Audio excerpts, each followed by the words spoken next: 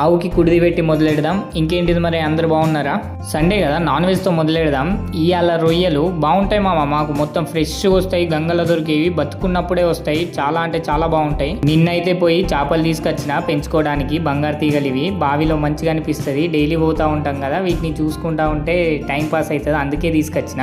చేపలకు ఆక్సిజన్ కోసం ఆ బోర్ పైపును మధ్యలో పెట్టిన, అలా మీద పడతా ఉంటే ఆక్సిజన్ లెవెల్ పెరిగి మంచిగా ఉంటాయి చేపలు.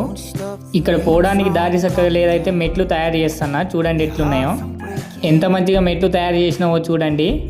స్టార్టర్ లేదో ప్రాబ్లం ఉండి మోటార్ ఆన్ అవ్వలేదు. ఫ్రెండ్ కానీ చెప్తే గది ఎంత పనిరా, నేను చేసి తప్ప అన్నాడు. గిట్లు ఉండాలి మా ఫ్రెండ్ అంటే. పల్లెటూరు అంటే అంతే, ఎవరైనా సాయం చేయడానికి వస్తారు.